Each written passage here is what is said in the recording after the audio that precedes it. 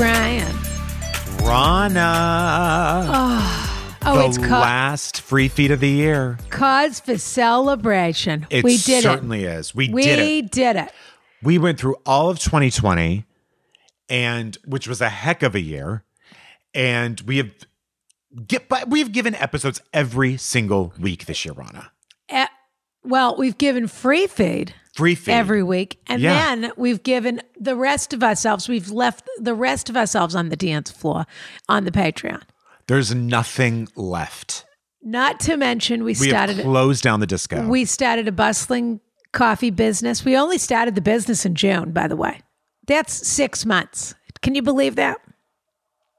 In the middle of a pandemic. My jaw literally dropped. I actually can't believe that. June, I think 13th was the day that we launched the coffee. Oh my God. And like the very middle of the year almost. Literally. Wow. I mean, and we've had so much as people say, you've gotten me through. We've said it before, we'll say it again. They've gotten us through.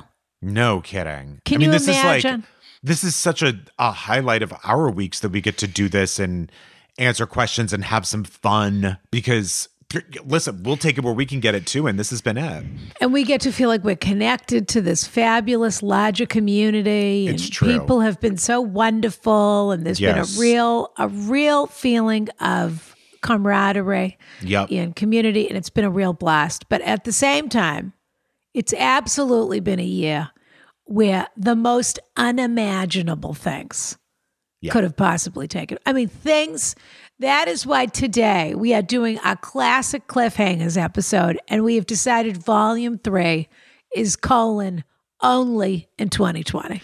Can you imagine, Rana, a year ago, us looking at the absolutely heightened, crazy emails I mean, I don't think either of us anticipated this when we started. Look, I don't want to tip the information of what's coming in some of these, but these are questions that if a year ago we got them, we'd say fake news, fake news, fake news. Mm-hmm. You know what? I don't want to say that anymore. I'm not going to say that anymore. Sure. We got to give him less. People have to stop give him nothing. Stop paying attention to. Let him die in the dark. Please. Don't cover him ever. But we would get these letters and we would say, this is crazy. This is made up. This doesn't happen. And the pandemic has really brought out some of the most outrageous scenarios and behaviors. The screws have been loosened. No doubt about question. And that is the theme of this episode. Truly. Only in 2020. Only in 2020. So we want to give people a quick reminder that this is our last free feed episode of the year. Yes. If you're absolutely dying for more Rana and Brian content, you can still get it on Patreon because Patreon continues uninterrupted. That's patreon.com/AskRana. That's right. It is the opposite of Girl Interrupted. Correct. It is Girl and Boy Uninterrupted. Correct. Yep. $5 gets you into the carriage house that gets you Welcome a bonus aboard. episode every week. Yep. $10 gets you sauna privileges where you can see the video. You supposedly get an occasional private part from Brian. That's true. You have access to the Rana Reads library, which is where I read a bedtime story like the Calm app to people. Correct. You have access to the original story by Tony Manna. Our Christmas little bonus that we gave to everybody, which was fabulous. We got such wonderful feedback. We need an illustrator and Simon & Schuster on the phone now. You know what? That's a pretty good idea. Yeah. I bet some of our chili witches wouldn't mind illustrating that for us. I bet you're right. Our fabulous storybook written by Tony Manna. Yes. That we did for people on Christmas. The night before Christmas, but carriage house version. 'Twas the night before Glickmas. Glickmas, excuse me. That's right. And that was really quite fun. People should check that out if they want to. And we should remind people, because we always forget to tell them, they get Rana and Brian Ways. Oh, yeah. Where we're the voice of your ways. Taking a road trip? At any tier, you get Rana and Brian Ways, and you just click the link that we have posted for you there, and it downloads onto your Ways, and you can have us saying, turn left. Yeah. Yeah. Oh, God, keep going. Rerouting. Yeah. Yeah. Rerouting. Rana, I thought of something a minute ago. Yeah. If this were a cruise ship, I really hope it never is, but For the carriage house, yeah, I would say, welcome aboard. So happy to have you here. And for the sauna privileges, I would say, welcome aboard, madam. Please let me show you to your table. A glass of champagne, anything you'd like. Do you know what I mean? You would have been, there must have been a moment or two where you wanted to be a stewardess. A moment or two. Talk about ages 8 to 16. Yeah. I think you would have been an excellent I would have been, host. I was such a good waiter, Rana, when I waited tables. I was so good. What kind of restaurant did you work at? So it was called 18th and 8th. It was in Manhattan. And it was one of those like, it was in Chelsea, obviously. So it was like a gay version near the original UCB theater. Near the original UCB theater. It was like a diner, but nice. Does that make sense? So it had like a full bar and it was they lit. had a place in Chelsea called Cafeteria. It must have been a little bit like that. It was exactly that sort of vibe. Yeah. And Cafeteria changed that genre a little bit. Yes, in exactly. the late 90s, early aughts. And the people who would come in, run it. Sandra Bernhard all the time. Janet Jackson all the time. I waited on her like Janet Jackson. She was living in Chelsea for like 2 years or something. Really? Maybe less. Maybe she was recording an album. I don't know. But she lived in Chelsea, so she would get lunch there a lot. She would get dinner there a lot. And what does she look like in person? Gorgeous. Truly. And nice? The absolute number one nicest customer I probably ever had. Sweet? Very sweet. Exactly what you'd think. Honestly, it was the same. She would just be like, yeah, just the pancakes. Thank you so much, baby. Or like, hi, how are you? Good to see you today. And would she have bodyguards with her? Yeah, there were always people with her. Were they outside the door or were they in the restaurant? No, there were always people at the table with her. She was always in a group of like 4. that's so sad. She would just sit there with the bodyguards and have. Would she I guess talk to they were them? bodyguards. Maybe some were friends. I don't know. So would she talk to them, or would she sort of eat and they just sat around she was her? So quiet, but she would talk to them, and she was she always tiny? so friendly. Tiny, she was, and I would always ask because she hardly ate anything. I would say, "Do you want your food wrapped up?" And she'd go, "No, thank you, baby. It was delicious, though." Oh, she was great. Helen Mirren, I would wait on. Laura Linney. Oh, it was fun. Sandra Bernhard, I think I mentioned. Yeah, and were they good tippers or normal tippers? I want to say normal. Yeah, 20%. Yep. Yeah. I want to say normal. Terrific. And then there were some theater actors who would come in who were sort of like second tier. Yeah. Like they had you knew who they were because you were a theater student. I knew who they were, and they were under tippers and awful. Really? Yeah. Are you willing to give us a name? No, but I'll tell you. Okay. Tell me afterwards. Okay.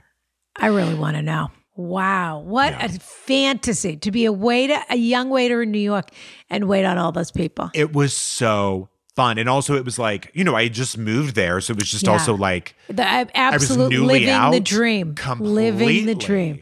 Watching people come in after shows with their playbills. I loved it. Oh, yeah. Oh, I love it. What a fantasy story. That's a little end of year gift you just gave us. I love that. Good one. Thank you. So just to remind people though, we're taking a break on the free feed from January 1st until January 12th. And we're relaunching on January 12th with what's probably the biggest star that you could possibly get on a podcast. This person is, like I said before, I don't think there's one person in America or even probably in most countries who doesn't know who this person is. Yeah, it's exciting. Yeah. But keep an eye on our Instagram feed because we're going to have a little bit of fun content to keep them busy while they're waiting for us. And it's not the Little Mermaid. I want to say that. It's not the Little Mermaid. That's She's true. not the guest. Yeah. Though Brian will be doing a one-man Little Mermaid live show where you get to see him pull all the wigs on and off, and that's going to be fun. I can't wait for that. I wouldn't mind during our cabaret show, Rana, if I do get a solo and I get to sing Part of Your World. Yes, but you should do Little Shop of Horrors or something like that in that piece. A medley. It should be a medley, whatever it is. Sure. Like Grow For Me from Little Shop.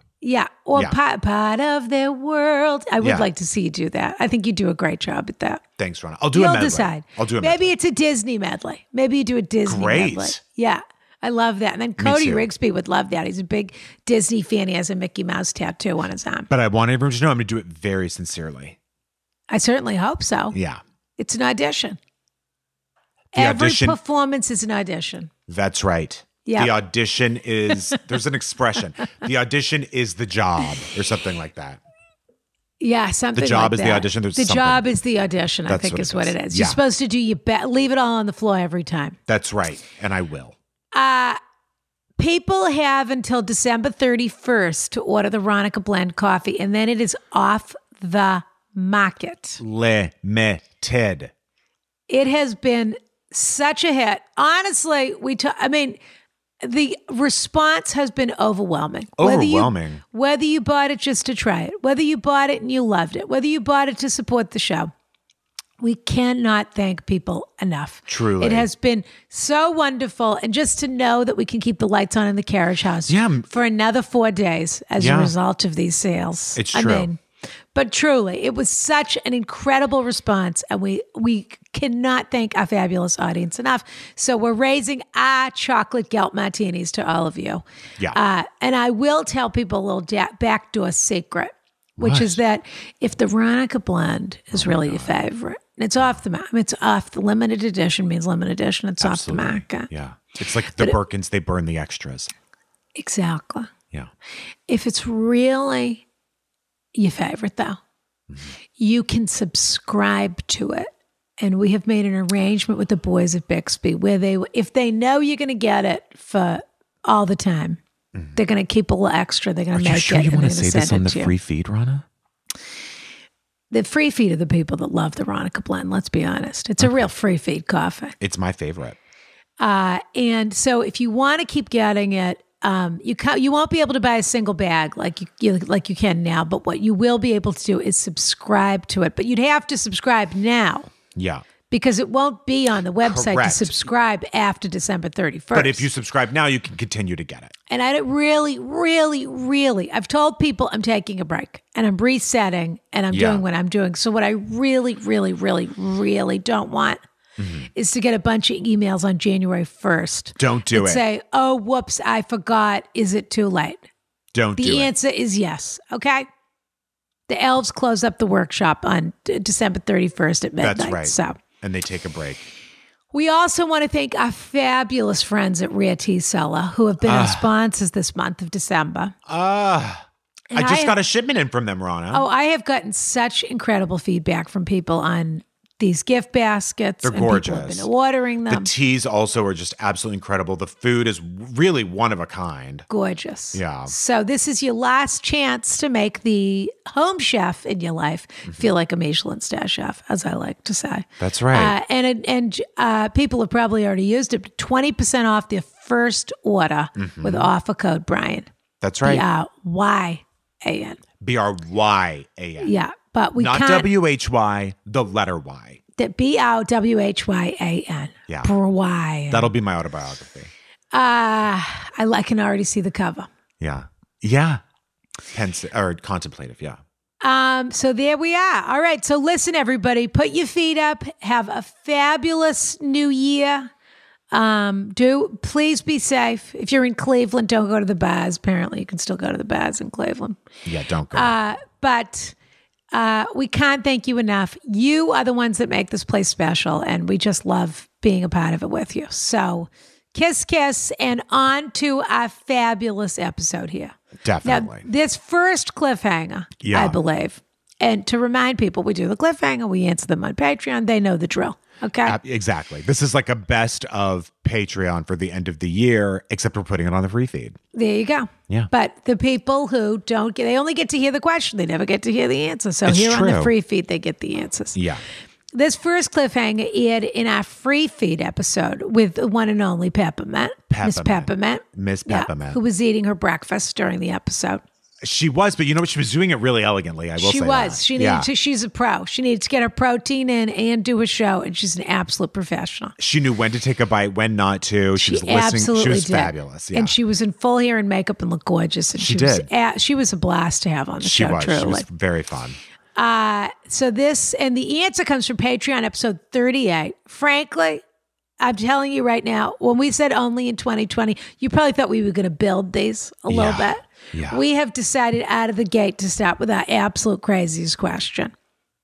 So this is it. Our most outrageous as they come, excuse me. I would agree with that, Ronna. And that's a pretty high bar. So there we go. All right, take it away. All right. Here we are. I have to say, you look terrific. So I knew you were going to be a great hamburglar. No, so do you, though, Rana. It's just I knew you would. The wide brim hat and the mask and everything just looks so chic on you. It's a great look. It's a great look. Yeah. It is for a great anybody. Look. Look at that. I love the yellow. I do love the yellow detail on the cape. It's such a surprise. If this isn't a reason to upgrade to sauna privileges, I don't know what is. Honestly, this is the look. Okay. Dear Rana, Brian, and fabulous guest, of which we have none. Thank you for helping me maintain a tenuous grasp on my sanity during this scary time through which we are all living. I live alone with just my beloved cat, Chloe, for company. But listening to your podcast helps me feel very connected to others in a very real way. I am profoundly grateful. A while ago, I found myself in a very sticky situation, and I'm hoping your sage advice can help me determine the best way to handle it. A man who I had known socially for several months caught my attention in a more personal way. Oh. As we were chatting at an event, we discovered a mutual love of cooking.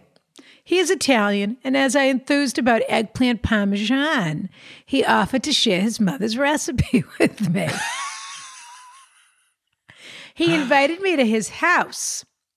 To his home for an evening of cooking and eating together, while we also got to know each other better. I was happy to accept his invitation. We had a great time talking while making and eating the eggplant parm, and also enjoyed a lot of lovely red wine and recreational weed. Whoa. Why recreational? I guess because it's not medical. Oh, okay. Fair enough. One thing led to another, and well, I spent the night. Okay. We also had a great time in the bed that night. The next morning, I was the first one up because I had to use the bathroom. As I was trying to urinate, I could tell something was definitely wrong. Imagine my horror. Oh, God. When I saw that I was utterly matted and stuck together. I remember with this. Chewing gum. Are you kidding me? That's her line, not mine. What kind of man goes down on a woman with chewing gum in his mouth? Was he too drunk or high to know that he had gum in his mouth? Was this some kind of passive-aggressive act? My partner of the evening was still sound asleep, and I was so flummoxed by the gum situation that I just quickly gathered my things and left. I ended up having to cut the gum out bit by bit with scissors when I got home. Since that night, he has been calling and texting me as if nothing is wrong. I have not answered. So obviously, I have not spoken to him about that night and the gum. What should I do? I am angry and humiliated by this experience. But am I overreacting by ghosting him? Doesn't he owe me an explanation? Do you have any words of wisdom for me on how I should have handled this incident and how I should handle it moving forward? Rana, are you wearing your readers right now?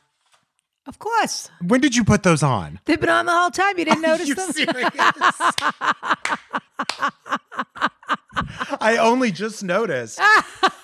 I was like, is she out of her mind? The whole time I've had them on. Guys, I beg of you. I beg of you to go see this. I took a glamour shot in case we decide to post it on the internet. First of all, I am wearing my leather pants, if you're wondering. I'm wearing my short shorts. Some things never change, Rana. You can put us in a different costume, but we're still us. I can tell you're not feeling great, but I can also tell you're having a good time at the same time. I'm having a blast. But as good of a time as a person who's not feeling well can have. I feel like the Hamburglar would be someone who would do this gum trick. And then look both ways and exit. Oh, do that again. You did the eyes. That's my favorite part, is how shifty he is. The painting. That's good, Rana. That's really good. That's like Scooby-Doo painting. He also does this. Oh, that's right. He makes those little... After he takes a hamburger. Oh, he's the best. He might be my spirit animal, the hamburger. I love him. He might be, actually. Yeah, who doesn't like a little extra hamburger that they weren't supposed to get? Rana, I don't know what to tell this person. What's your problem? What are you so upset about? Yeah, I think it was an accident. I don't think he did it on purpose. That would be so I think you drank too much. You ate a lot of garlicky food. He felt self-conscious, so he chewed a little gum. Tried to clear his breath off. Or he's a person that doesn't enjoy perhaps having that. He doesn't mind doing the work, but he doesn't love the smell. Maybe he wants a different taste in his mouth when maybe. But he doesn't mind doing the work, obviously. Yeah. So, if that's his workaround, what are we going to do? That does suck, though. Like, I that's got to be such a pain in the ass to cut. Oh, it doesn't. It doesn't. Really? Come on. Well, listen, it's the same for a man as it is for a woman. It's just hair. It'll grow back. That's true. And at least it's not hair on your head. No, it's not anything anyone's going to see. And what's wrong with having things a little bit high and tight for a change? Sure. Give it a nice flat top. Yeah. Yeah. What's wrong with that? Give that work. Try that out for a little while.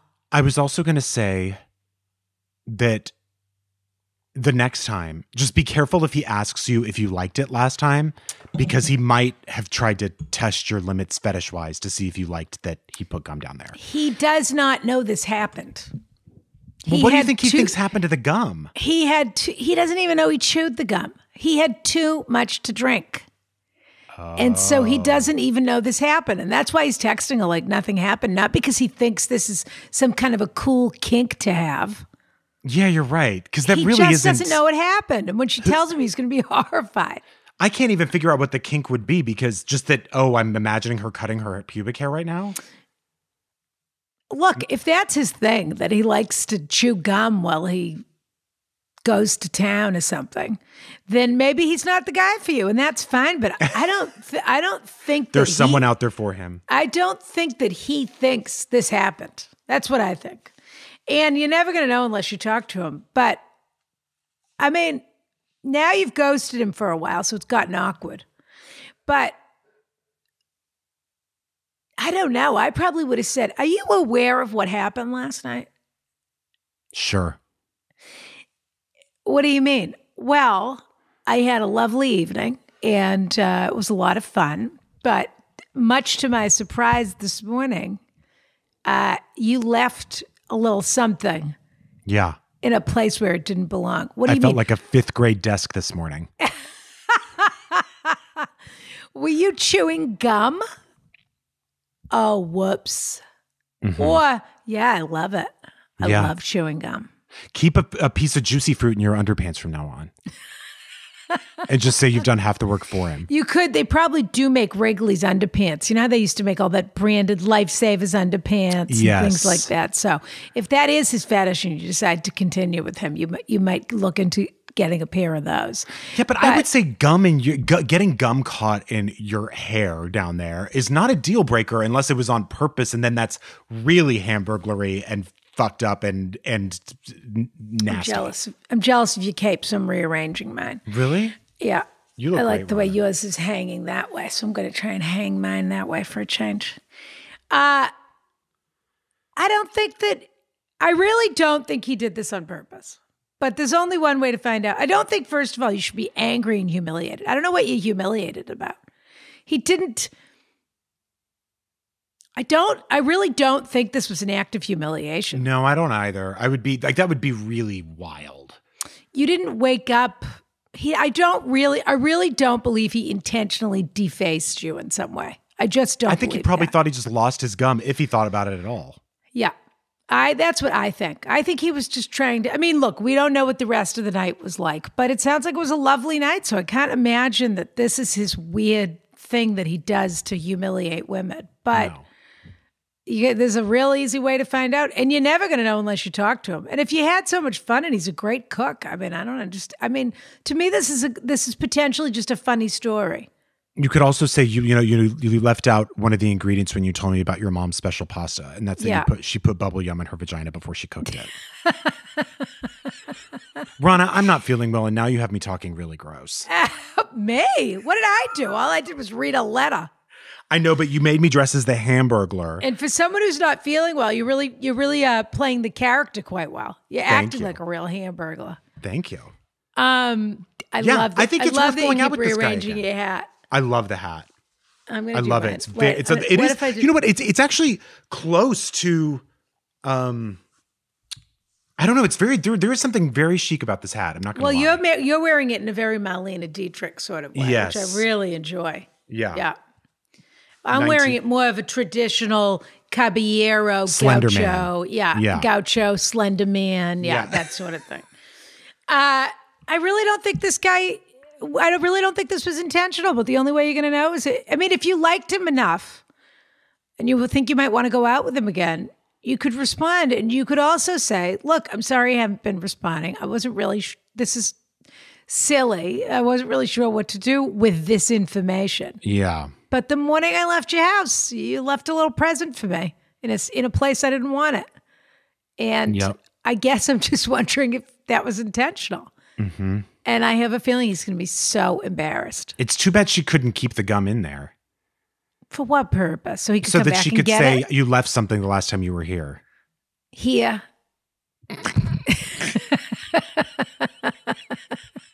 You're right, Rana. There's nothing but, honestly, it's a hilarious story that, whether this works out or not, is still a hilarious story. It's just a good story. Yeah. It's one of those stories you're going to tell when you're about when you were dating, and you'll never believe what happened to me sometime. And there isn't a thing embarrassing about it. Other than the fact that it's a ridiculous, embarrassing thing. It's just a funny story. And by the way, you're already a finalist for the Moth. It's so true. Yeah. It's so true. Yep. All right. Should we do, I really don't have much more to say about that. I will say thank you for sharing this because I think it's funny. It's great. I don't think it was some kind of passive aggressive act. I don't think so at all. I think this is just a mistake. It's like, he left his keys somewhere. Yep. Exactly.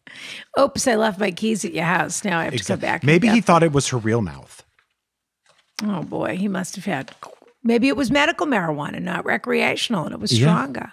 That's true. I don't know. I don't either. I just think this was a funny story, and that's all it was. But whatever you do, don't feel embarrassed or ashamed, it wasn't to act against you, in my opinion. Yeah. No, it was just to, obviously to have a little memento, and it's better that it was a piece of gum than like a Werther's or a Surt's, or he has good taste. A Werther's. Oh, I do enjoy a Werther's personally. Or what is a coffee nib? Oh, you don't know what a coffee nib is? It's delicious. It's a coffee flavor. You know what? That's what we should be making. I wish we could find a way to make Ask Rana coffee nibs. What do you do? You put them in your coffee? Coffee. No, it's a coffee flavored candy. Oh. There's cocoa nibs and then there's coffee nibs. But why? It's just a coffee flavored candy. They're delicious. But why do they make them? So people can enjoy them. Oh. Why do they make cherry flavored candies when they're not real cherries?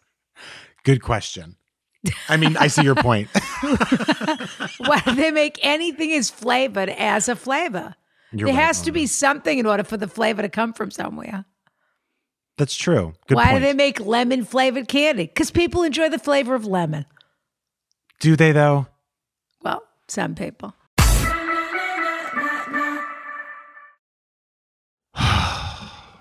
Chew on that, Rana. Chew on that. Oh, chew.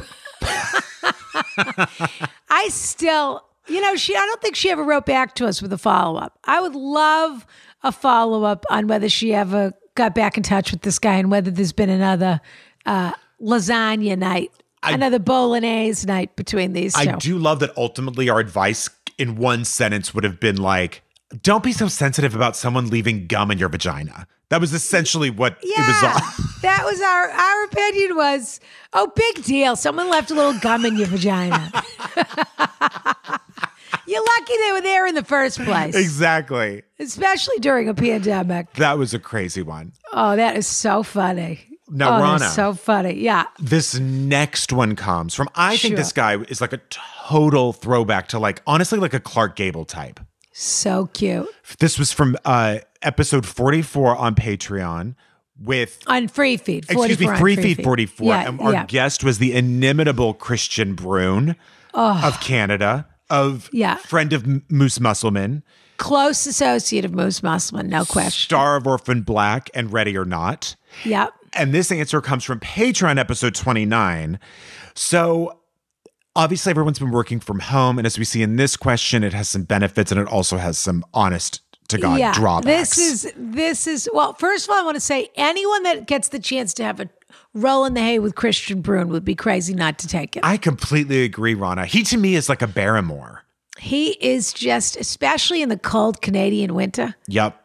Wouldn't you like to be stuck in an igloo with him? This is the thing. I want to see him starring with Liam Neeson in some sort of outdoorsy thing. But I also want to see him in Private Lives by Noel Coward. I could not agree more. Do you know what I mean? He absolutely has the ability to do both of those things. Totally agree. I couldn't agree more. He's the kind of guy that if you were stuck in the wilderness, there'd be no question he was going to make the fire for you. And build the float or the boat. Yeah. Or the raft. Yeah. Okay. Something. Whatever needed to be built, he'd build it. The structure. But in any event, that's right. This question really highlighted the level of neuroses that Zoom can bring out in people. Correct. And no, this is a true only in 2020. Only in 2020. Okay. Anyway, Rana. That's not why we're here. No, we're here because we got a question before and a follow-up before we answer this question hit a real emotional nerve with people, and it inspired a follow-up before it even got an answer. Dear Rana, Brian, and guest, not applicable on Patreon. Yeah. First, I just want to thank you for making this podcast. It's a true bit of joy in this horror show of a world. I'd love to hear any advice you have on this issue. My husband's company is fully remote with employees working from their homes across the country, even pre-pandemic. His work is fairly independent, but he regularly works closely with a woman on the East Coast who is apparently very crafty. It's a loaded word. Yeah. She It is actually. Yeah. Because people that are genuinely crafty hate the word crafty. That's true. They think people who are genuinely seamstresses, or not seamstresses, but tailors or seamstresses or true pattern makers, true people that can make things from scratch, real artisans, despise the word crafty. Yeah. Like we're going to get to it in our book club, but would you have called Karl Lagerfeld crafty? That's exactly right. It's exactly right. Okay. She shared some photos of the stuffed animals she makes with my husband, and he asked her if she would make one for our 2-year-old son. I'm not 100% sure how the conversation went, but to my knowledge, he commissioned her for a cat in our son's chosen colors. He did say at the time he would pay her for it. A few days ago, we received a package with a beautifully made, super soft, oversized plush cat. It seems like she bought the fabric especially for this project because it is unlike any of the samples in the photos she sent. I also noticed the postage she paid to personally ship it out to us was over $20. I also noticed with my giant magnifying glass and my Sherlock Holmes hat that I had on. Yeah, exactly. I also noticed there was a dash of lipstick on the tissue paper. When I was taking fingerprints on the package, I also noticed. Yeah. And I also noticed on our Instagram that there's only one glass that she uses, that she just washes over and over again, and it's always put back into the dish rack next to her. And I also noticed that my husband's name is spelled in one of the stitchings if you read it backwards and upside down. I also noticed that she stitched into the cat, like in Phantom Thread, an "I love you" message. Yeah. She better rip open that cat. Okay. We sent her a video of our son opening the package and some photos of him playing with and enjoying the cat. But when my husband asked her how much she would like to be paid for her work, her reply was, psh, literally. He doesn't have her Venmo account info, but we do have her return address on the box. Is it weird, rude, out of line to... Yeah, no kidding. It's filed away, believe you me. Is it weird, rude, out of line to send a check to this woman's house for her work, supplies, and the shipping cost? What amount do you think would be appropriate for this? Also, is this woman hitting on my husband? Thanks, S. Was it all building up to that question, Rana? Of course it was, dear. Of course. The first question she's asking is, how do we equalize and wash our hands of this situation? Mm-hmm. I don't want to owe this. I don't want my husband to owe this woman a penny. I wish this never happened. This cat's going to ruin my life. I got to look at this cat. Now it's my son's favorite toy. Look at this cat. How do I get a check or a Molotov cocktail or anything, a letter bomb to this woman's house, what do you say, Brian? That's the first person that question's for. Hey, Brian, how do I wash my hands of this? I think Molotov cocktails are great. I think actually this whole question is for you. Hey, Brian, also, is this woman hitting on my husband? Well, my first suggestion before we get to the last line was like, just send her some flowers or something, or just a nice thank you gift. But it was like, well, no, if they send her flowers, they can't be signed from the husband. No, of course not. It would have to be from her. Yes. They would have to be like, thank you so much for the cat. My son loves it. And then only sign her name. So what's going on here with our letter writer? I mean, normally, I think she's bored, maybe. I don't know. I think that if this is, I'm not saying deny your instincts, but what other proof do you have other than she sent your son a stuffed cat and didn't want you to pay for it? I don't know what other, like, feeling you have. Also, I'm trying to understand, her husband works remotely and this other person works remotely too, so they don't even really know each other? Well, that's my question, is if they ever even met in person. To these people, do they have conferences and things like that? That's one thing I'm wondering, because maybe there is some either previous conference or a looming threat in this woman's eyes. Okay? Yeah. She doesn't say she's worried her husband's cheating. She just says she's worried this woman might be hitting on him. Yes, but I think we need to walk that out a little bit. Okay. Because I think this is a husband that has either had entanglements with people before. Oh, boy. Or I'm going to say something very controversial. And it is not meant to be insulting in any way. It actually has nothing to do with the truth. It might just have to do with what our letter writer feels. Okay. Which is that our letter writer may feel that her husband is more attractive than she is. Uh-huh. And she might be, which, by the way, again, that's a totally made up thing. Yeah. Our letter writer may just be a jealous person. Right. So it may be, but there's another flip to that also. It may be that our letter writer thinks everybody is hitting on her husband. And that when somebody goes out of their way to do something for him, she immediately, her buzzes go up. It may also be that her husband's a flirt and that her husband spends all day on Zoom, and because he's home and she happens to be home, she gets to see the dynamic. Could you imagine, Brian, if either of us had a significant other that was living with us right now and they had to watch us on Zoom all day, they'd think, I'll never have what they have. That's what they would think. That's how they would feel Especially about because, let's face it, when we have to do a Zoom call, I mean, we shine. And I'm sure Mr. Cleveland feels that way a little bit. So, you're going to go. How could he not? So you're going with, I don't really understand. You're taking Brian to the opera, but you don't want to go with me. I have to be honest, Ronna. Brian to the vineyard, but I'm not allowed to come. Tell me again, what you're going to be in Budapest for a week with who? Yeah, me. Yeah. Well, he needs to grow up. But I will also say this. I do think, Ronna, that you've been a little cool with him lately. I think you're going to say with you. Oh, no. I mean, you're always a little cool with me. That's why I always have to worm my way into you. But I was going to say, I think you could be a little warmer to him, but don't invite him on any of our plans. No, I don't need to be any warmer to him. Okay? Okay. Either he's happy with the way this is going or he isn't. And that's fine. That is absolutely fine either way. I'm not looking to get anything going any further. Okay? Yeah, you're good. For all I know, somebody else is going to worm their way in. I don't know.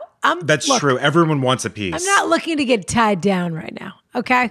Right. I've done that. I had that. It was wonderful. Now I have my freedoms. But more importantly, either there's a flirtatious dynamic or just a fun work dynamic. Also, they're talking about things that she can't relate to because they have a work relationship, which is they have inside jokes, they have this, that. Normally, your husband goes to the office and you don't know what he's talking about with people there. You just know the rhythm of what happens when he comes home. That's and true. So if he comes home and everything's fine and he's delighted to see you and he's happy to see the family and blah, blah, blah, you don't really think about those things. They don't take up space in your mind. Right. It wouldn't be bothering you because you wouldn't know if he was laughing at her jokes, completely innocently laughing at her jokes at an office. Or flirtatiously laughing at them because that's what people do. People do. Okay, They're we can't own people. Yeah. Do I think Bob was making all the secretaries and the nurses laugh at the hospital? Of course. Well, Ronna, can I be fair about that? Yeah. You sort of also, from my recollection, I mean, I don't think he would have hit on the women he hired, to be honest with you. Well, I was very careful about who ran the office. Yes. So they might have flirted, but I think you rested easy at night. I think a perfect dynamic in a doctor's office is all the nurses and the secretaries are in love with the doctor. And the doctor is not attracted to any of them. That's the perfect. But then there's the Arnold Schwarzenegger effect. So what do I know? Sure, that's true. You can't, every now and again, there's a curveball you just can't predict. You can't escape death. Something like that. But you certainly, there's just certain things you can't escape. It's true. Yeah. But let's just say for a moment that our letter writer is not being oversensitive, or that she's being oversensitive in the right way, meaning that her spidey sense has been tingled by this and something isn't sitting right with her. That might be something to pay attention to. It doesn't mean that it's this woman who's driving it necessarily, but maybe there is something there. That's true. You can't, discard your intuition about things, but you also don't want to overreact. I mean, this could simply be a case of everybody being bored, including the woman who just finally had something to work on. Yes. Who had like, oh, good. I'm not really doing much except working. I now have time to create this enormous cat. How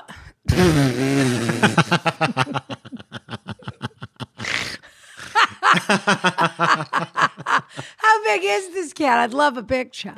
Honestly, to me, You're it's imagining Grisabella. one of those FAO Schwartz in the corner cats that could eat this child up. Absolutely. By the way, if that is the case, I would like to talk about the arrangements to pay for some of the supplies, et cetera, et cetera. Right. To me, this is a stuffed cat that she sent her. I love that she's saying that she also, by the way, a letter writer is so not crafty that she thinks that people only that they buy a certain kind of fabric and they use what they have hanging around. And that if this woman even used an inch of anything that she hadn't already used on a mouse or a panda bear or something else, she is madly in love with the husband because she had to take a trip to Michael's during the pandemic. Second time Michael's, which, by the way, is probably the only thing that's keeping this woman alive right now. Yes. The other thing is, I'm questioning, is he her boss? Was she looking for a way to get in with him? Yeah, a little true. Advancement. I mean, the other, they don't even work in the same office, so it's not like she can compliment him or she can... how do you ingratiate yourself with somebody over Zoom? And also, like, other than telling them their skin looks incredible and that you don't know what their new routine is. I'm telling you, Ronna, I'm with you. I'm with you today. I see it. You look great. You look really. I think it must be a combination. Gorgeous. I think it must be a combination of the lighting. Whatever it is, let's just enjoy this day, shall we? But Ronna, I'll never achieve your glow, but today feels good. There's a lot that goes into this. That's true. And I have the advantages of, a little makeup, a little this, a little that. Yeah, I really should have put it on this morning. I forgot. No, you look fabulous. Okay, thanks. But I do think if you're a person who thinks everyone is hitting on your husband, then you need to look into that. That's either a jealousy thing, a boredom thing, something to do with you. Or it's also possible it's something to do with him because he has been an unsteady foundation at times in the relationship. And therefore, you always have your eyeballs out a little bit for what could be coming down the road. So that is something you have to examine on its own. If you're a pretty steady person who the relationship, you don't really notice this or that, and this is making your intuition tingle, then that's something to pay attention to. Yes. I still stand by you sending her some sort of thank you gift. Honestly, even if it's just a note, I don't know. Or I think a note is I don't think you need to send her anything more than a beautiful, as we'll get to in our book, a beautiful handwritten note. Thank you so much. Yep. And you sign it, and and make it clear, also sign your husband's name. His handwriting should not be anywhere on that card. The note could just come from you. That's true. It could just come from you. I think that's because that even just says back up. Yep. It's a very sweet gesture, but it also means like eyes wide open. Exactly. Boundary. Exactly. Boundary. I think you're going to be A-okay. I would love to see, we don't have to publish it anywhere. I do want to see a picture of this enormous cat. Yeah. I'm dying to. Again, we still don't know how big it is, but I would love to see a picture of this cat. Which, by the way, let's read our note that we got. Oh my God, of course. As our pre-follow-up. Please. So look, here's another piece of advice from somebody else who this also hit a nerve with. So, hi, Ronna and Brian. Love the show so much. It gets better each week! ! So nice. As a quilter, which is interestingly enough also tied into the book that we read for this week's book club. Chiffon Trenches, because the grandmother was a quilter. Yes. As a quilter, I thought I could provide some perspective on this week's cliffhanger. I personally do not sell my quilts because I find that most people are unwilling to pay what they are worth in terms of my time and the materials. That said, I often make quilts for others for free, especially baby and wedding presents, but only for people who I love and know will appreciate it. If the crafter, guess this is what they call in their guild, what they call each other. Sure. In the crafter guild. Yeah. If the crafter who made the cat is anything like me, it's just fun to do something nice for someone that appreciates your work. I've made quilts to give to male and female coworkers with no expectation of repayment, nor would I accept it if someone tried. I always say, just send me a picture of the baby on the quilt and we'll call it even. That's a good idea. And I just want to say again, practical advice, pragmatic advice. I absolutely do not think you should try and find this woman's Venmo or send her a check. I think that's insulting, to be honest. I do.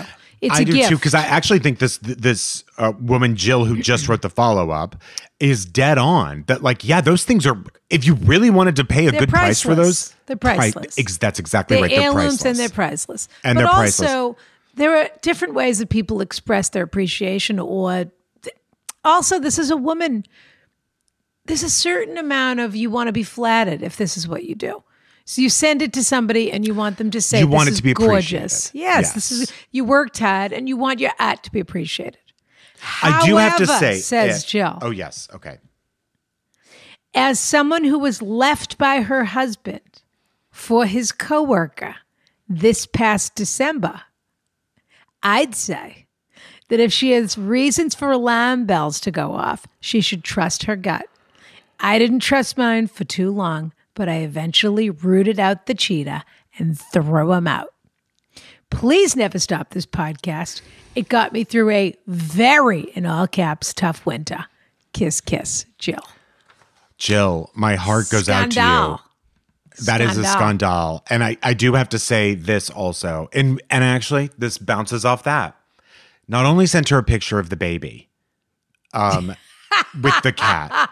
I already know what's coming. Send a picture of you and your husband in flagrante. Yes. Is that what you were going to say? Completely. Either him inside you. Here are some pictures my husband and I took together. Or you inside him if you peg. Or making out or whatever it is. Brian, what is pegging? What does that mean? I don't want to hear that. It's when like a woman puts a strap on? Exactly. Yes. Ugh. And pegs the guy. I can't. You know what? That's the kind of stuff. I still can't decide if I'm happy if you bring it up on Patreon because when I'm not embarrassed for you in front of our other 90,000 listeners. You're being heterophobic, Ron. Or whether well, that's true for sure. If there's anything that I've been accused of that's accurate, it's that of being heterophobic. Ugh. All right, we got to move on. Well, Ronna, absolutely incredible. I would love a follow-up on that too. I would too. From the stuffed animal maker. I know. I wonder if the daughter still likes that cat. I wonder if if I was the wife, I probably would have, don't want to follow up. Well, I guess I wish I could have a follow-up from both of them, but I probably would have already accidentally dropped that cat in the trash or donated it to Goodwill or something like that by now. Yep. But I'd love to know if our writer was able to adjust her attitude as a result of our advice, or whether she still stands, whether there's been more evidence of somebody making moves over Zoom. I'd be very curious how it played out. Speaking of which, Rana, I'll just have you know that Yadvina did tell me that the bath bombs I put in your room discreetly to see if you'd try them, she said they were no longer even in the house. And I thought, did she use them? She said, no, she asked me to throw them away, just so you know. Well, there's two things that are true in that statement and one thing that isn't, which is, yes, you gave me the bath bombs. Yeah, yep. Yes, I told her to throw them away. Those are the two truths. Okay. The lie is that Yadvina didn't use them and take them home, because anytime I tell Yadvina to throw anything away, she takes it home. Oh, that makes me so happy. I hope she really, really experienced something wonderful. Unless Yadvina even hates a bath bomb, maybe. So I guess she didn't want you to know that she took it and used it because she just felt like that was a low. Well, now I know why, because I'm going to actually need to know when her payday is so that I can go to her for the reimbursement. Well, I would not say, technically, I did not re-gift those bath bombs because I said throw them out. But Yadvina and I have a little code. She knows throw it out means it's hers if she wants it. Okay. Yeah. Whatever you say, Rana. Okay. All right. Next up. Yes. We have a kleptomaniac with a spelling problem, as I recall. That is this woman. I mean, honestly, she was all over the place. I have to tell you. I think she was a he in the end. Oh, excuse me. Remember, we thought she was a she. This was five-finger discount. And then it turned out she was a he. That's when right. I looked at the emails later. Oh, okay. But this first appeared with Langston Kerman, who I love to say Kerman. Langston Kerman, who's in simply the best. 46. If there's someone cuter than Langston Kerman. He is one of the most handsome people, I will say. And I hate that I've now called all the Christian and Langston and talked about their looks, but they just both got it, you know? I'm sure they don't mind. That's true. Who minds being called handsome? That's true, Rana. I'm so tired of being known for my looks. That's what I say to people. Yet nobody ever. Yeah. Yeah. What a joke. Yeah. This was Free Feed 46, and the answer was on Patreon 31. And this is absolute 2020 insanity, wrapped up in a little bit of white privilege, as I recall. Absolutely, so, yes. Everything wasn't about the pandemic. This had a very tangential Black Lives Matter feel to it, as I recall. Absolutely right. A social injustice, I'm going to say. I'll say it too. Yeah. Okay. Dear Rana and Brian, I'll cut to the chase. I'm a klepto. Spelled wrong. Back in college, AKA, oh, that's right. Yeah. I always want to say Cleopatra when I see that because it's with a C. Yeah. Back in college, AKA struggle times, I got in the habit of something I ironically call white privilege bartering at the self-checkouts at major chains like Target. It started off innocently, pricing the organic single-source coffee beans like store brand, or accidentally scanning only one of the 2 bottles of soap I'm buying. However, I just turned 30 and I still do it. And believe it or not, it's only gotten worse. I've graduated to secretly ripping the tags on cheaper items and getting the fancier one. For instance, ringing up a $45 kitchen scale with the tag of a $9 one. I used to be open about it with loved ones, but have been shamed into silence because of their justified worry I'll be caught someday. For the record, I never got above items that are $50, which is the cutoff where stores will press charges if I ever was caught. The fact that she knows that. Well, sure. Did a research. After hearing Brian's story of his aunt gaslighting him to a life of crime, I felt seen. And Rana's comment about the women who steal and get the bills sent to their husbands, I felt I saw my future. I love the thrill, and it quells my anxiety because for a brief moment, I'm in control of the world and I'm screwing over the system. It's a real high. So what do? I'm sure I could tackle it in therapy, but it's hard to not justify it in my head. Do I keep going till I'm caught and learn my lesson? Or do you two have any insight on how to kick a bad, if not thrilling, habit? With love, 5-finger discount. I think my favorite line. Yeah. There's a lot of good ones. There are some good ones in this. I think my favorite line is the breezing right by. I'm sure I could tackle this in therapy, but and then finishing the butt with something that has nothing to do with that. I think I could, what did she say? I'm sure I could tackle this in therapy. But but it's hard to not justify it in my head. Exactly. Which is exactly the entire point of therapy. Exactly. Because you believe that. I'm sure I could tackle any problem in therapy, but then I wouldn't get to do the problem anymore. Exactly. I'm sure I could tackle this in therapy, but the therapist might say what I'm doing isn't right. I'm sure I could tackle my fear of intimacy in therapy, but then I wouldn't get to just stomp on people's hats and ghost them anymore. Completely. Completely. I mean... Also, as soon as you are aware of the terminology that $50 is the cap, like, time out. I think you got to chill. So what's the real question here? I don't know, because is she even asking us, should I stop? I love the thrill, and it quells my anxiety because for a brief moment, I'm in control of the world and I'm screwing over the system. Which, by the way, what system are you screwing over? You start the whole letter by saying that you call this white privilege battering. So you are acknowledging to us that you consider yourself a person of white privilege. Is that right? Yeah, that she knows she's not going to get profiled or caught because she's white. Right. So it's also a bad terminology, white privilege battering. It really isn't that. I don't you're not really bartering is an agreement. I don't know who you're battering with in this situation. She means bargaining in her mind, I suppose. But what she's saying, I think, is what you just said, which is no one's going to say anything to me. I can go in and I can do this as long as I keep it under 50. And this is where the thrill comes in. And no one is going to say to the white lady, excuse me, I think those beans are this, not that. So what she's actually doing, the thrill is actually coming from her position of privilege.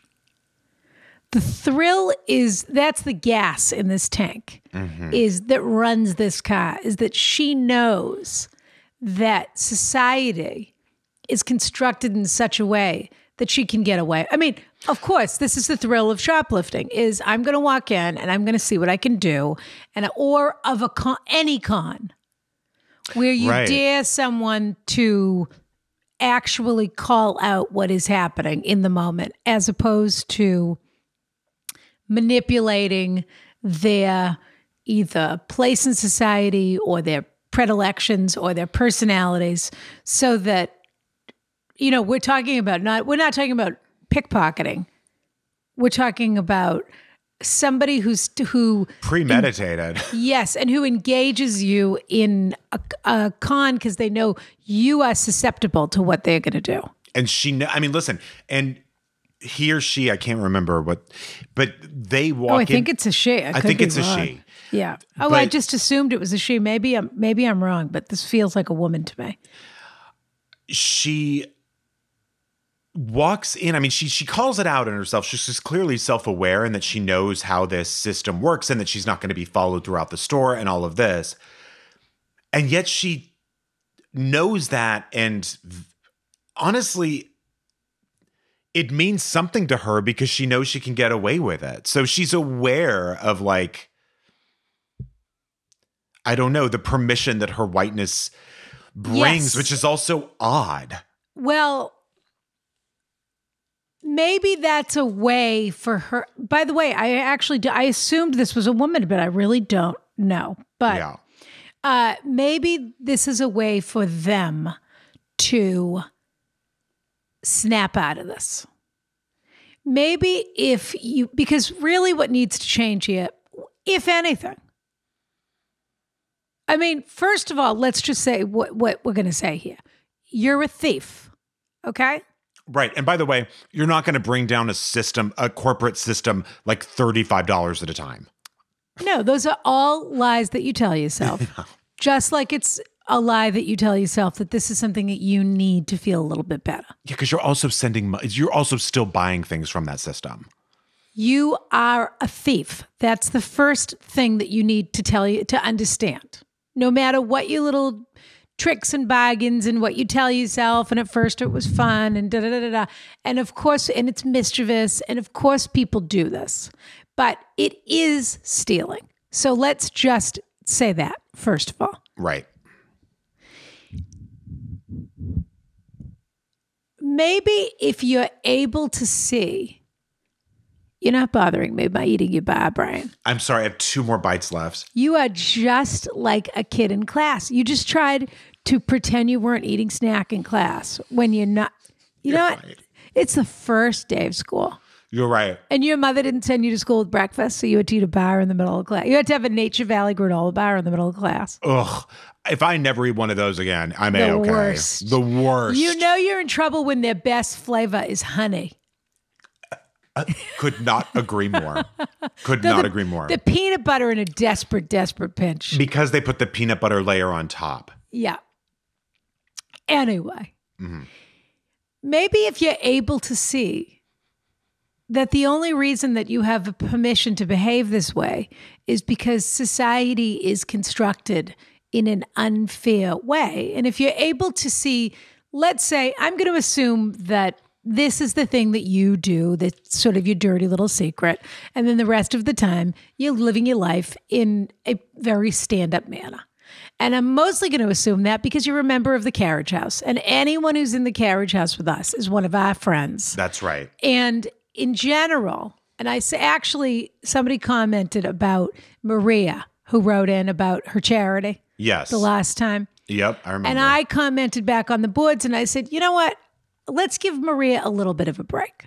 She is a member of the Carriage House, which means she usually exerts impeccable taste. You're right. Impeccable judgment. Plus, she was trying to find a foothold in her new town. And she was willing to write into us and ask for advice. She wasn't just nonchalantly doing whatever. She put herself in the hot seat, and she deserves credit for that. And right, we used her story as an example, but I'm sure Maria is a lovely person. No doubt about it. Hot 100% in the right place. Totally. And I bet this person is matching with Black Lives Matter, donating to this one, donating to that one. And I bet it's something that they feel strongly about that's important to them. Yeah.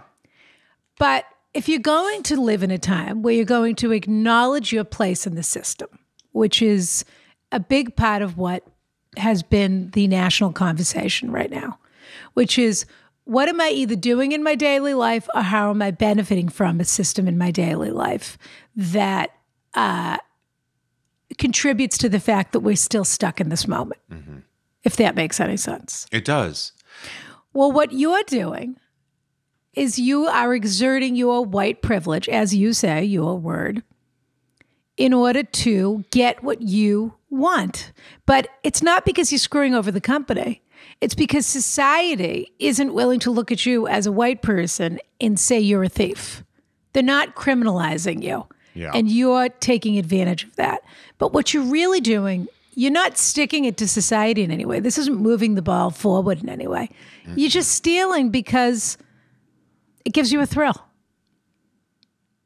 So what do you want to do about it? I don't know. Maybe nothing. I mean, you're probably never going to get caught. Breezed right by therapy. That, I think, is the answer. Not to mention, I don't know if it weighs on you at all that, like, I don't know what the circumstance would be, but someone who works there could get in trouble for this. You know, if you're ever caught. So why weren't you watching the self-checkout better? You know, you just never know who could be hurt from something like this. Yes. But I do think you're right, Rhonda, that it really is the thrill thing. And I do think you should check that privilege. If you see yourself as a cog in a system that's broken and that you care that system is broken, maybe that's a way. The problem here is this person needs a little bit of cognitive behavioral therapy. So they need to basically, I'm not a therapist, as we know. I take no legal responsibility for the advice that I give you. And if, by the way, good luck trying, because she's got a team of lawyers that is bulletproof. Well, Brian tried to reopen his contract the other day, and come on. What? Your NDA. You tried to open your NDA. Of course I did. Are you going to read a tell-all book, your Michael Cohen book about me? I'm halfway through it right now. It's all, I haven't really, I'm doing it all into a recorder, and then I was hoping that maybe Yavina could type it all up. She can, but it'll be in the Cyrillic alphabet, if that's okay with you. Sure. But you need to find a new way to examine this, because it's really just, in its essence, if we take any moral judgment or anything else out of this for a minute, it's really just a very bad habit that you have that is tied to a reward system. So you're really sort of a mouse in a cage that just keeps going for a pellet. And like those mice that they give cocaine to, and they just keep taking cocaine. Surprise, surprise. Right. But the mouse isn't making a choice really to take cocaine. It's just that their brain is now wired that way. Right. This is a bad habit. If you want to break it, and not to mention the fact that probably people have been fired in the past for, that you are contributing to a system, but taking all of that out of that. If you want to break a habit, you need to either go to therapy, read a book, figure out another way to deal with your anxiety and to deal with this feeling of powerlessness or powerfulness, whatever that, powerfulness, is that a word? Power? Sure. That this is obviously some kind of a deep issue for you. And so you either want to examine that or you don't, but Brian and I don't have any advice for you other than either deal with this or don't deal with this, I would say. I would say that's true. And also, look, whether you're giving Target $9 or $45, you're giving Target money.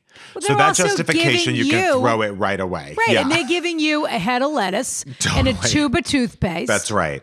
And guess a pair of Nikes. Guess who you're screwing over now? The kid in wherever that made the Nikes. Yeah, sure. I mean, there's a whole supply chain behind you. Not to mention the people who have to pay full price. Yeah.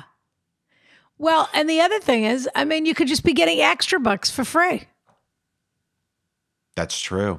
CVS Extra Bucks. I've said it before. I'll say it again. You tipped me off to that, and I've never gone back. It feels like stealing.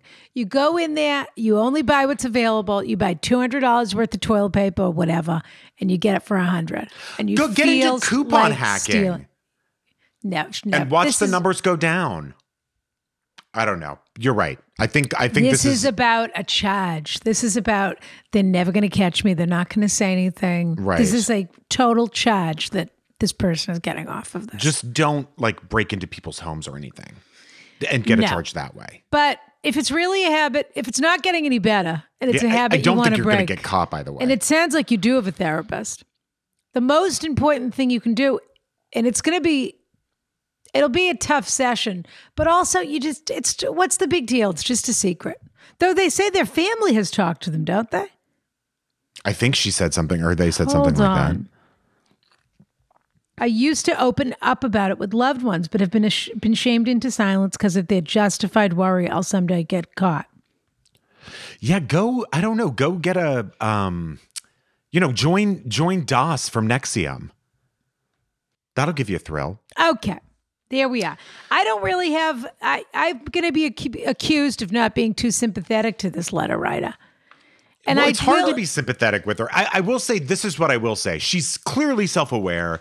She clearly understands her position, which is good, but also you're not doing much about that. So just, back off. I mean, admitting it out loud is the first step, of course. That's true. That's true. I think you sort of have to have a little mini conversation with yourself and say, do I want to change or don't I want to change? And I have to say, the people who make me the most exhausted in this world are the people who can't be accountable for what they do and who can't see what they do in a way that is responsibility. I mean, and that she clearly doesn't want to yet, but it's an annoying trait. There's nothing good about what you're doing. You know what I mean? Are you siphoning money from an anti-choice organization? Okay, it's still illegal, but go for it.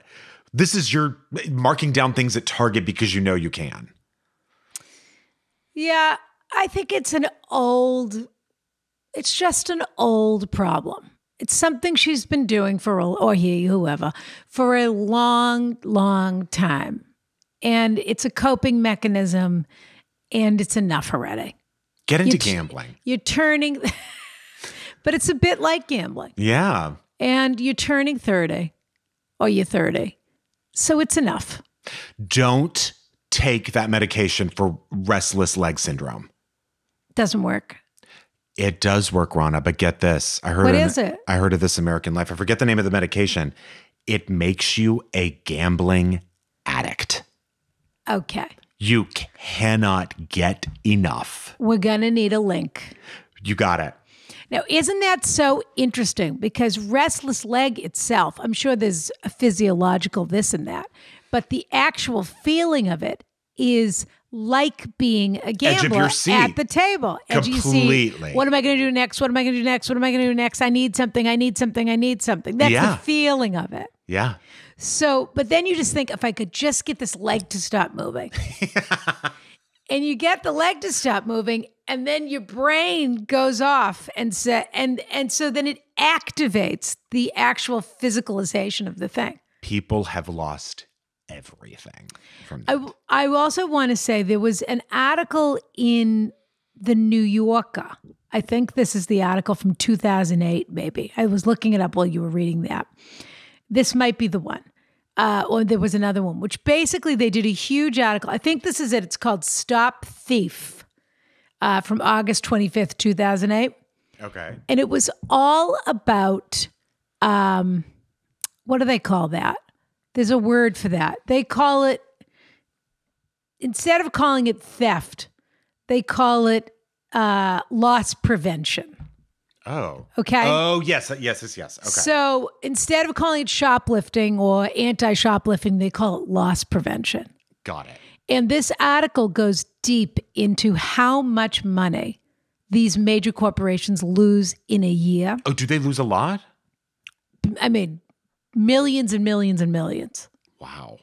And I mean, I almost shouldn't suggest this. I was going to say, keep doing them to read because, well, it's such a huge initiative of how they have to run their business because they have to account for. They know a certain amount of loss is going to happen, and so it's all about the systems that they're using to try to avoid this for loss prevention, basically. But it was fascinating. I still think about it to this day.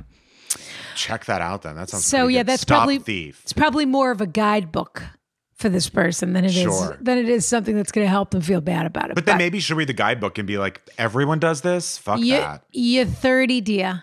It's enough. Yeah. Figure it out.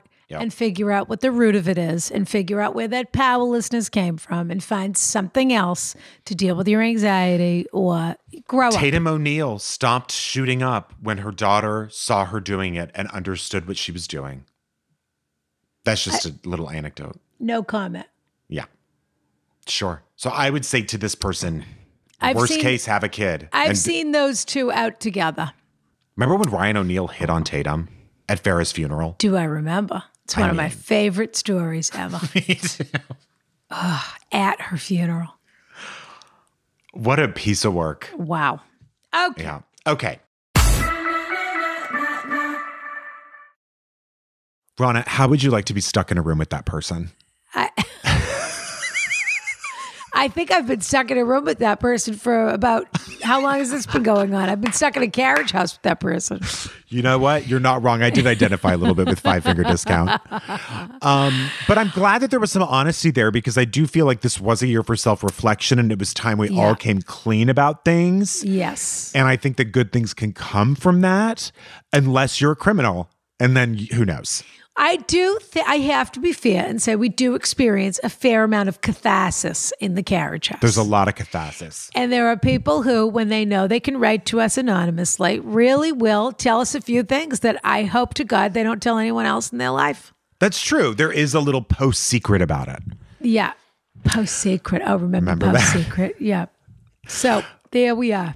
All right. Now we have one final cliffhanger. Mm-hmm. And this letter was first read on the episode featuring the intrepid, I mean, she's got guts, Rana.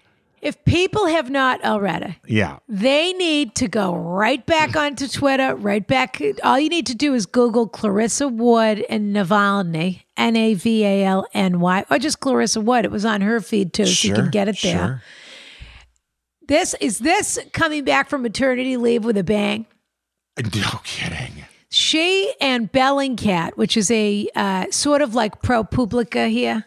You know how they have ProPublica or ProPublica, however they say it.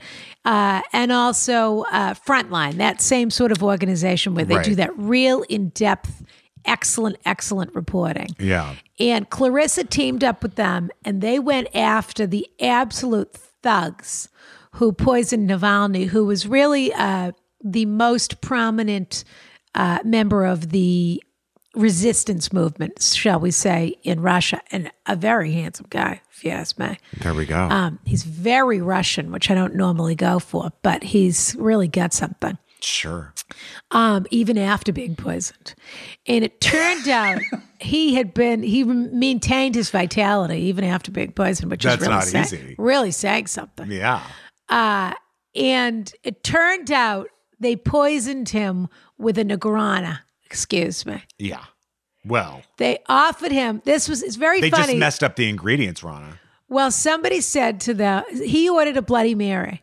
Yeah. And they said, oh, we don't have the ingredients for Bloody Mary, which in Russia in the summertime is at least the craziest thing I've ever had. I mean, honest to God. Vodka and a tomato. That's what you don't have? Yeah. A little Tabasco? Come on. Right. So they said, how about a Negroni instead? Which by the way, who that wants a Bloody Mary, whose second option is a Negroni? Well, the truth is, I would have taken it. If anyone offered me a Negroni, I love a Negroni. So I would say, it's not what I thought I wanted, but sure, I'll take one. Yeah. And the only thing that saved his life was that it was the worst tasting Negroni he ever had in his life. He took one sip apparently, and but that's so Russian, these Russian bumbling assassins, is that they're such peasants, they had never even tasted a Negroni. So whoever mixed it, no one tasted the Novichok, of course, because they don't want to die. Sure. And so he took one sip and he said, it's disgusting. I'm not going to finish that. So I probably would have finished it anyway. Yeah. You know what I would have done? I would have sent it back and had to make me another, and it still would have had the Novichok in it, probably. Well, I was going to say, I think it would be a very difficult person to poison because you have such a specific sense of your senses are like what they like. Yeah. You know? Heightened. Yeah. Yeah. Exactly. But anyway, she then showed up on the doorstep of one of these assassins, and it was so hysterical because only in Russia. And there he was. In his house shorts and no shoes. And she came right to his door with a CNN camera, and he opened the door.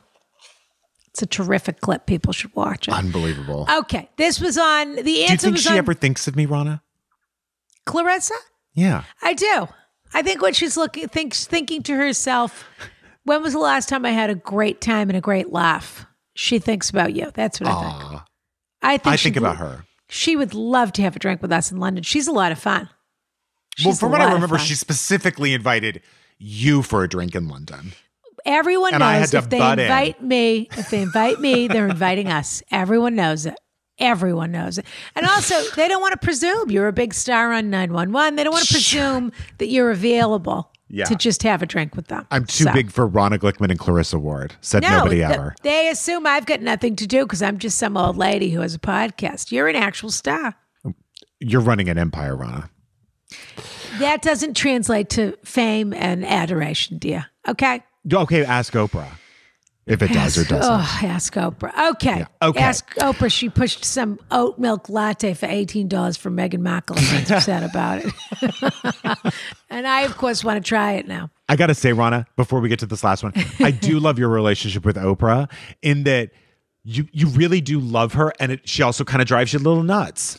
Well, I love Oprah, but she's crossed over into some strange space. She has crossed over into, now. Yeah. It's really, she wants money now. It's some kind of laziness because she doesn't, it's not that it's laziness. It's that she's not doing the show really anymore. Yeah. So she's not as connected to everyday experiences. She more moved into that spiritual plane, which she's incredible in. She is. But she's more interested in the way people behave philosophically and why they behave now, as opposed to she used to be balance that with sort of the everyday nitty gritty of people's lives. And that was what was so incredible about the show, is that people could relate to those stories, and also that she would shine a light and spend a real hour in depth on things that you might not have thought too much about. Yeah, to her, that show was incredible. But when she started pushing that truffle mayonnaise is when she lost me. Right. Yeah. About 2 years ago. Yep. Yep. But she's still Oprah. She's still Oprah. You can't deny it. Okay. So this was from Patreon episode 34 is where we answered this. Correct. So enjoy this one. This is from Free Feed 49. Buckle up. Buckle up. Okay, so all right, here we go. For Cynthia's first, and I also just told everybody that when you listen to the show, you hit pause before we give the advice because you try to see if we're going to give the same advice that you do. Love that. So this is pretty fun. So Brian's going to reread the cliffhanger. We'll have a little bit of I have a couple of pieces of business, and then we'll get into the discussion of the book. Rana, this actually changes everything about the opening of this letter. Dear Rana, Brian, and guest, Cynthia. I'm writing today for some advice on dealing with a neighbor. My roommate and I live in Brooklyn and are fortunate enough to have a balcony patio, which has been a godsend these past few months. We've loved being able to relax in our outdoor space during quarantine and even purchased an outdoor heater so we can try to squeeze a few more months of use out of it before winter. Here's the problem. A tenant recently moved into the apartment downstairs and she stinks. Literally. She's the kind of smoker who tries to cover up the stench of tobacco through the liberal use of air fresheners. Yeah. Because she keeps her bedroom windows open at all times. I love those people. They do the spray at the same time. They finish the stamp out the cigarette and the spraying Lysol. And you're just supposed to act like you don't smell a thing. I knew a makeup artist once who would smoke with a glove on. So and then she'd come back and do your face. Ew. Yeah, but she'd take the glove. Of course, it was all over. It was in her hair. It was everywhere. But she would smoke with a glove on. Go on, Cynthia. Do you smoke with gloves on? Well, that's a different story. Only when she's on the Orient Express. Yeah, exactly. when I wake up and it's 300 years ago and I'm a man. Yes, fabulous. Because she keeps her bedroom windows open at all times, our patio now constantly smells like stale cigarettes mixed with Febreze. I cannot overstate how strong and nauseating the smell is. My roommate and I pretty much stopped using our patio because it's so overpowering. The smoking tenant in question has a lovely, spacious backyard that we have never seen her use. But if she could smoke out there, we think it would help. The layout of our building is such that any smell coming from her bedroom window gets trapped on our patio, but air from her backyard is more open and wafts away. I know this is a difficult time for everyone and people need their stress outlets. For some people, that outlet may be relaxing in bed with a cigarette. So is it unreasonable for me to ask if she can close her window and start smoking outside? Spending time in fresh air on my patio has really been getting me through all this craziness, and I miss it a lot. Any guidance would be greatly appreciated. Love the show and the advice. Keep up the great work. Best, Darcy. Cynthia? Well, I mean, I lived in Brooklyn for a long time. I had a lot of downstairs neighbor problems. All you can do is ask, but this is apartment living. And you are sadly usually stuck with whatever the other person is willing to do. But there's no problem with asking nicely, with explaining the problem. And then I guess I would also wonder if there are any regulations about indoor smoking in the buildings. Smoking is so regulated in New York State. I don't know how that works. At my place back in LA, you can't smoke anywhere inside or outside on the property. So really? So it actually might, and a lot of buildings are like. On your balcony, you couldn't smoke? No. But can you smoke marijuana? You know, I don't, but you probably could. You probably could in your room. I don't know. But a lot of buildings are like that now. So actually, yeah. I mean, I totally agree with Cynthia that I think your first move should be to find out if it's even legal that she's doing this, because then you could involve like the landlord and stay out of it. But maybe that should be your second move. You never. But have. I do think that should be you're your right. yeah. Yeah. I mean, I just think I don't know, How do you ask is the question. well, that's always rough because when you do it in person, you're taking someone by surprise and putting them on, and it's likely they'll be put on the defensive right away. Yeah. I mean, I would be tempted to write a lovely note with a little box of cupcakes, or something like that, and just explain the situation and say, we haven't been able to use our patio. We can smell everything. Is there a solution to this? It's a bit tricky because the smoker already has shame about their smoking. Right. Because of the Febreze? Well, they're smoking inside. They're covering it with Febreze, and they're not smoking. The key to me is that they're not smoking in the backyard. Because if they didn't care that everybody knew they smoked, they'd have a little table out there, and they'd go out there and they'd have a cigarette, and they'd be reading the newspaper. They'd have their smoking corner, which is what a lot of smokers do. They have a little spot they go to outside. In the summer, of course, if you're a smoker, who doesn't want to enjoy a cigarette outside? Right. And have a little ashtray. The problem is literally everyone can see you. So they feel ashamed by see that. you. Good Yes. point. Yeah. But if you didn't care, then that's what you would do. Right. But they do care. And so, and also they're a bad enough smoker that it's not like they'll say, oh, I'll just smoke. I'll go out front and have a cigarette. They need to smoke in their apartment. Ugh. I can't even. But I think the landlord would be very upset to know that somebody was smoking like that inside their apartment because it just stays in the walls and the carpeting and everything else for years. Yeah. But it's very tricky. I'd love to know a little more about the neighbor. I wonder if they're also a young person or if they're, what else is going on there. All I can think about is Rear Window, where everybody wants to keep to themselves, and nobody wants to get in anybody else's business, but everybody's in everybody else's business. Well, this person, and that is the compact of New York City. Yes. You don't get in, I mean, I can count on one hand the number of apartment building neighbors I actually knew their first names. Completely. And sometimes even recognized. Right. Do you know what I mean? I felt like I was constantly seeing people for the first time. It's also about to be not patio season anymore. Right. This is very true. What about a fan? For the upstairs? Could you put a fan on the patio and blow the smoke back down to the person or blow it away?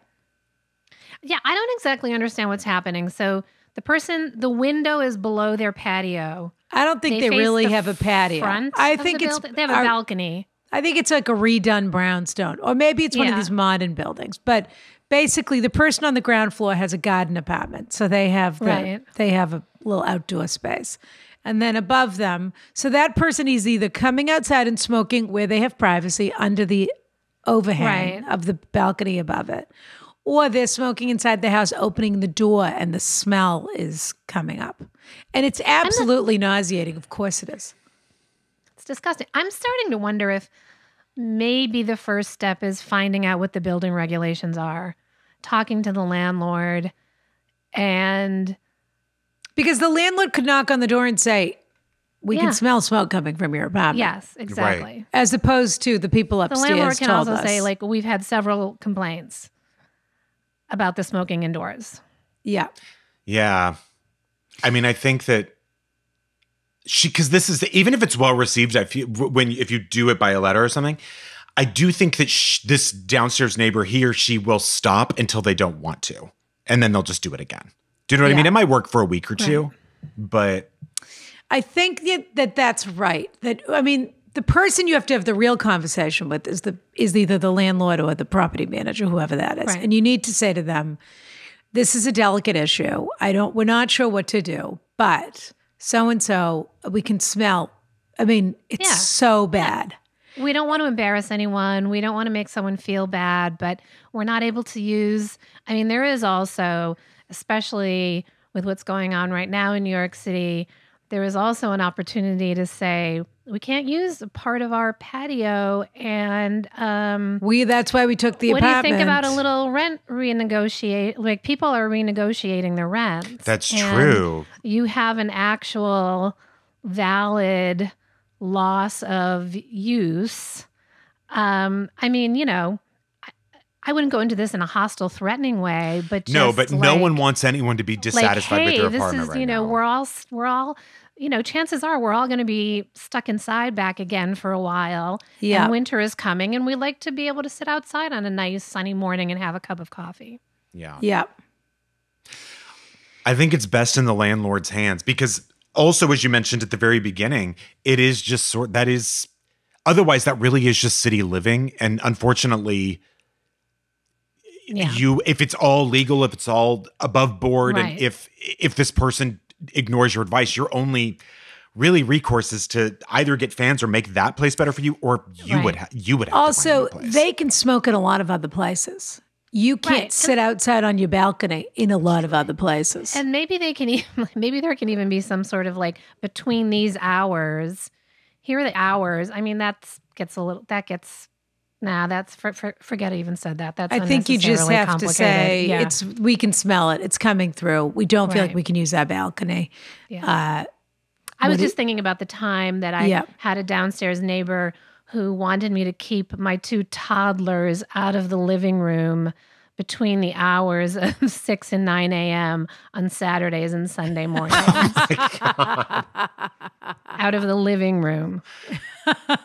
Yeah, just strap them to their beds. Give them a children's Benadryl on a Friday night. That's so outrageous. They don't wake up till 10 a.m. It's just so outrageous. I'm like, do you think they know how to levitate? Like, they're toddlers. I've lived under... I can't even get them to, like, wipe their noses. That's insane. I've lived under a family who had 2 toddlers before, and it's annoying, but at no point did it cross my mind to say something about it. They're children. No, well, I hope you had a rug, Cynthia. City. I hope you had a rug. Of course I had a rug. That wasn't enough. Yeah. It's city living. living. Nothing was ever enough, Rana. Nothing was ever enough. Never enough. It never is. Okay. You know, it was enough when we moved. Sure. So, okay. Talk to the landlord. Find out the rules of the building. Make it happen. That's what I'm saying. Yep. Because by the way, this isn't getting any better. The best solution is always one where you don't even have to really talk to somebody about it. And the best way to activate the landlord is to say, I don't want to go this far yet, but, you know, it's getting to the point where we can't use our balcony. I can't use something I'm paying for. Really why we took the place. Yeah. So I don't want to get into that conversation yet, but I'd really love it if you could make it so that we're getting full use of our unit. Mm-hmm. And if not, I'd love to talk about. Does she say she's in a rent? He or she say they're in a rental? They have a roommate. I'm sure they're in a rental. Yeah. Just if they're in a co-op, then you have to bring it to the co-op. Talk to the board. Totally. Oh, well, that's true. If you're in a co-op, there already would have been 40 complaints about this person. I just got a letter. This is true. I got a letter from mine. They sent it all the way to Boston, Rana, from LA because they were so upset. How'd they get your forwarding address? I can't believe it. Yes, I did. But I guess they had. I guess on my patio somewhere was like a brick that was a foot away from the balcony's edge or something like that. And I got this nasty note about. I mean, co-ops put up with nothing. What do you mean a brick? It was like this thing that I was just like securing a plant for if it got windy or something. But it was like well away from the balcony. What would it do anyway? What if it was on the edge of the balcony? What was going to happen? There's nothing under it. It was I don't know. A hazard. It was going to fall. It was a hazard. Yeah, they said if it was too windy, I was like, it's literally like a 40-pound brick, but fine. So so that means your neighbor said something. Absolutely. Somebody that could see into your balcony. Honestly, which like fair. I guess I don't really mind that, but there's always a busybody. And my point is that co-ops, I think we know and who landlords it was. hopefully don't mess around with that kind of thing. No, they don't. We know who it was anyway. It was the guy in the Sondheim sweatshirt with the Mike's Hard Lemonade from the hot tub. Because he's just trying to get your attention. I had a little Call Me By Your Name with a guy who's retired and who wears a Sondheim sweatshirt and loves Mike's Hard Lemonade. And he saw me swimming one day and he offered me one. And I kind of rejected the whole thing completely. So actually, Ron, I'm thinking you're right. This might be retribution. He was wearing a Sondheim sweatshirt. Brian was swimming and then he offered him a Mike's Hard Lemonade when he got was sitting out. on a lounger but fully clothed. Yeah. I mean, I like the Sondheim sweatshirt. Just watching Brian's. Well, you like it by itself, but when it's combined with the Mike's Hot Lemonade, it gets filled. It's very tawdry. And elastic pants. Very tawdry. It becomes something very different. Pants. Yeah. Don't knock elastic pants, Story. Are you kidding? It's all I'm living in. No, please.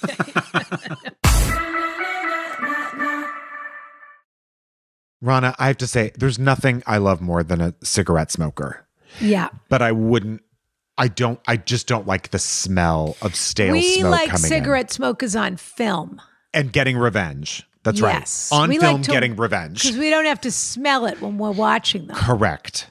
Yeah. But I don't need a daytime downstairs neighbor smoking it up. I'd like an update from this person, too, from Darcy. We didn't get an update. I mean, why are people writing to us? It's not fair. This is like when your friend gives you advice. You give advice to a friend who wants to break up with someone and then you never hear what happened. Yep. Come on. We want our updates. Send us your updates. Send us your updates. Okay. Rana. Well, yeah. We did it. Free Feed 2020. That's a wrap on Free Feed 2020. On Free Feed 2020, only in 2020. It's a wrap on 2020. It's a wrap on 2020. Any final thoughts on this year, Rana? I just have to say, I think it's been pretty.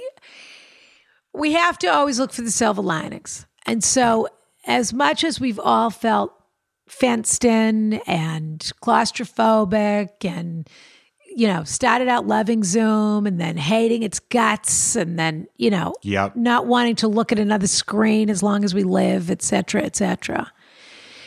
And a lot of people, in our audience and around the world have lost people dear to them. And we do want to take a moment and say that we're thinking of you. And we say, whether it was to Corona or to something else, we want people to know what an awful year this has been for people that needed to mourn or needed to connect with people in certain ways that they weren't able to. And that has been devastating.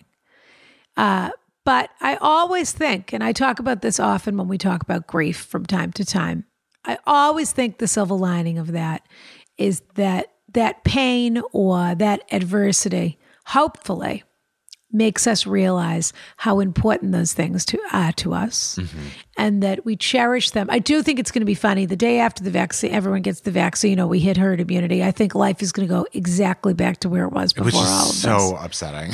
What is not going to change 1 inch. Yeah. It'll be interesting to see what the Biden presidency and the administration, how things change as a result of that. But I think people thought this was going to change the world, and I don't think it's going to change much. But we'll see. That's maybe a sad prediction, but that's also a testament to human nature. Some people want that, though. Yeah. Yeah. This is like people that have a terrible illness and then they recover and they think, I don't want to think about that anymore. Yeah.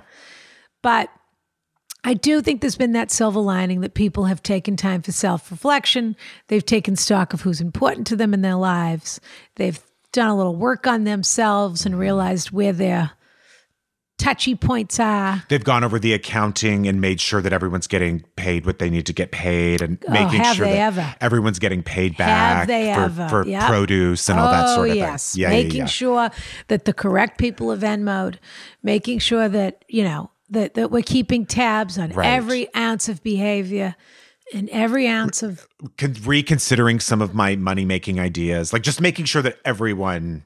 Absolutely. That's right, making sure we're speaking up for ourselves and getting exactly what we deserve. That's right.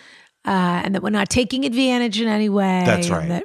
And so I do want to officially announce in 2021, no more free shipping on the coffee. Yes. We're going to see that money. Not true. Yeah. Okay. But making sure, of course, and that we're always being so grateful to the people who have allowed us to stay with them or whatever, whatever it is in your situation, whatever that version is for you. Yeah. I mean, yeah. Okay. I can't think of anything, but yeah. I love you, Rana. Thank you for everything this year. I love you, Brian. No parentheses around that at all. Thank you. I love you without parentheses and with a capital Y. What do you think of that? And I love you. Actually, all caps. I love you and Rana, all caps, but with a tiny R at the end. A little R? What's the R for? Registered trademark? Rana. A runner. Oh, maybe it's an to the I squared because you like to look at things in mathematical equations. I certainly do. Ronna, did you know that in England, if someone doesn't show up for a date, they call it a runner? No, I didn't know that. On first dates, I guess it's when they think someone might leave a date. They have a name for that. And it's like, we got a runner. I would have thought a runner was when somebody walked out on the date. You are correct. But I guess it happens so often there that they have a word for it. It's another reason to love England. It really is. Because people drink too much. So they just think they were in the middle of the date and they think, you know? Yeah. I could stay here. I could go next door and meet my friends at the pub. That's right. That's right. There's something low threshold of very sloppy and very honest about that. When it enters the popular culture and people just do it, it goes from being the worst thing you could do to someone to being like, Whenever someone excuses themselves to the bathroom, the other person always says, "Are you a runner? You're gonna be a runner?" And then they always say, like, if they're in there too long, they go to the waiter. They go, "I think she's a runner." Oh, I'm gonna go watch First Dates again tonight. I got to pick that up again. Happy New Year to our beloved Carriage House. We couldn't do it without you, and we feel so connected to the world through you. We will see you on January 12th, but there may be a little secret surprise in the feed on whatever that day is. What is that, January 6th or 5th? Yeah. It's not my penis. No, it's not going to be that, but there could be a little surprise in the feed. It won't be a brand new episode, but there could be a little surprise in the feed. So keep your eyes peeled. That's Tuesday, January 5th. Sounds a lot like somebody's birthday that I know. Mine? No, Miranda, mine's in July. No, not yours. Dear. Whose? I don't know, dear. I'm trying to... Because yours is in... Yeah. January. Yeah. And so, I know it's toward the beginning. In any event, maybe I'll drop a little birthday surprise for people on my birthday, or Ronna's birthday surprise. Or maybe I won't. Maybe I don't want to think about you for 10 days. Maybe that's possible. I know what I'm going to get you, Ronna. And no presents this year. Cold, hard cash. I don't want any gifts this year. But I was going to give you cash. If I want your cash, I'll take it out of your check before I give it to you. I don't doubt it, Ronna. But keep an eye on our socials because there's going to be some fun stuff going there, counting down to, I'm not telling you, the most exciting guest we've ever had in the Carriage House. I'm so excited for people to there have been many milestones this. On this show. I will say the fact that we have this guest is a milestone. Big fish. Big fish in a big pond. Yeah. Yeah. I'm surprised they can fit in our pond. Honestly. So there you go. But our pond is so nice, Ronna. It's a nice pond. Yeah. It's a very nice pond. Yeah. If I was a fish, this is the pond I'd want to be. No question, as you would say. All right, dear. Kiss, kiss. Kiss, kiss.